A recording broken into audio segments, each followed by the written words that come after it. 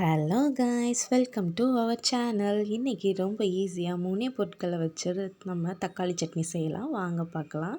அதுக்கு 2 வெங்காயம், 2 தக்காளி, 6-7 வரமிளகாய் எடுத்து வச்சுக்கோங்க.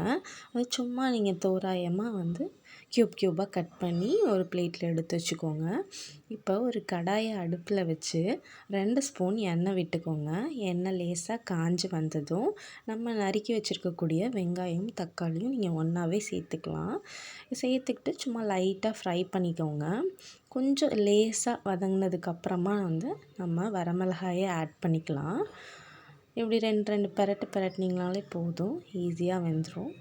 அடுத்து நம்ம எடுத்து வச்சுருக்கக்கூடிய வரமிளகாவையும் சேர்த்து ஆட் பண்ணிக்கிறோம். இப்போ இதுவும் சேர்த்து நம்ம நல்லா வதக்கி எடுத்துக்கலாம்.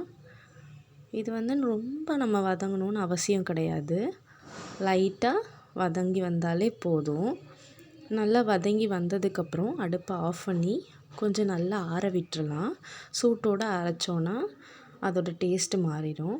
இப்போது இதை நம்ம மிக்ஸி ஜாரில் மாற்றி எடுத்துக்கலாம்.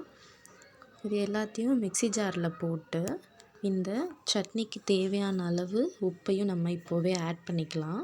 இதை நல்லா ஆட் பண்ணதுக்கப்புறம் மிக்சியில் வச்சு நீங்கள் லைட்டாக தண்ணி தெளித்து அரைச்சாலும் ஓகே. அப்படி இல்லைன்னா ஃபுல்லாக நீங்கள் அரைச்சிட்டு லாஸ்ட்டாக மிக்ஸி ஜாரில் கொஞ்சம் லைட்டாக தண்ணி ஊற்றி அலசி ஊற்றினாலும் இதோட டேஸ்ட்டு ரொம்ப நல்லாயிருக்கும். இப்போது நம்ம அடுப்பில் ஒரு தாளிப்பு கரண்டியை வச்சு அதில் 2 ஸ்பூன் எண்ணெய் சேர்த்துக்கலாம். எண்ணெய் சேர்த்ததுக்கப்புறம் எண்ணெய் லைட்டாக காஞ்சதையும் நம்ம ஒரு 1/2 ஸ்பூன் கடுகு உளுந்த பருப்பை போட்டுக்கலாம். நல்லா கடுகு உளுந்த பருப்பு பொரிச்சதையும் 2 கருவேப்பிலை இருந்தால் கூட நீங்கள் கிள்ளி போட்டு இறக்குனீங்கன்னா இன்னும் ரொம்ப சூப்பராக இருக்கும். என்கிட்ட இல்லை, அதனால் நான் சேர்க்கலை.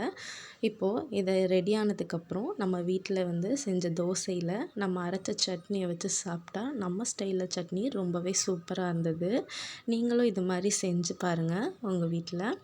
இந்த வீடியோ பார்த்ததுக்கு ரொம்பவே நன்றி.